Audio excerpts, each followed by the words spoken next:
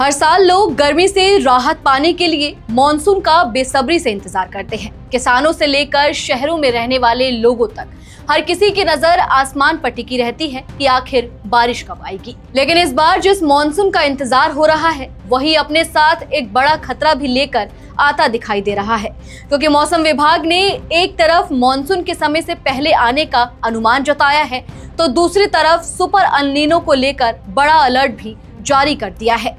नमस्कार, मैं नंदिनी सोनी और आप देख रहे हैं द हिंदी टॉक। दरअसल मौसम विभाग के मुताबिक इस साल मॉनसून 26 मई के आसपास केरल में दस्तक दे सकता है, जबकि आमतौर पर मॉनसून 1 जून के करीब भारत पहुंचता है।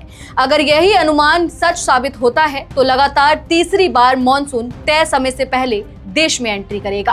पिछले साल मॉनसून 27 मई को आया और उससे पिछले साल 31 मई को केरल पहुंचा था। लेकिन इस बार सबसे ज्यादा चिंता मॉनसून के जल्दी आने की नहीं बल्कि उसके कमजोर पड़ने और मौसम में बड़े बदलाव की है। दरअसल मौसम वैज्ञानिकों ने सुपर एल नीनो के इफेक्ट को लेकर चेतावनी दी है। अब आप सोच रहे होंगे कि एल नीनो आखिर होता क्या है, तो आपको बता दें, एल नीनो वही स्थिति होती है जब समुद्र की सतह का तापमान असामान्य रूप से बढ़ जाता है।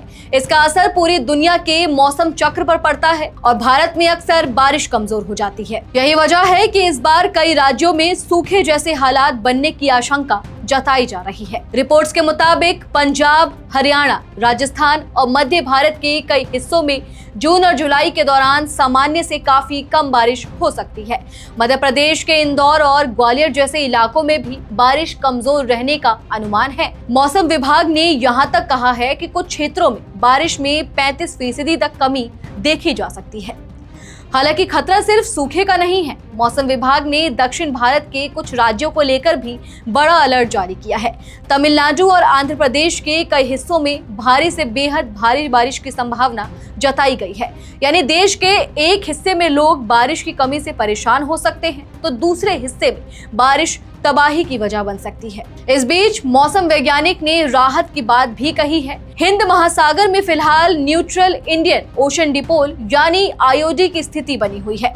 विशेषज्ञों का मानना है कि अगर आगे चलकर पॉजिटिव आईओडी विकसित होता है तो यह एल नीनो के असर को कुछ हद तक कम कर सकता है और मॉनसून को मजबूती दे सकता है। फिलहाल मौसम विभाग की इस चेतावनी ने किसानों से लेकर आम लोगों तक सभी की चिंता बढ़ा दी है, क्योंकि अगर सुपर एल नीनो का असर ज्यादा बढ़ा तो इसका सीधा असर खेती, पानी, बिजली और रोजमर्रा की जिंदगी पर पड़ सकता है। अब सबकी नजर आने वाले कुछ हफ्तों पर टिकी है कि आखिर इस बार मॉनसून राहत लेकर आएगा या फिर अपने साथ मौसम की बड़ी मुसीबत भी लेकर आएगा।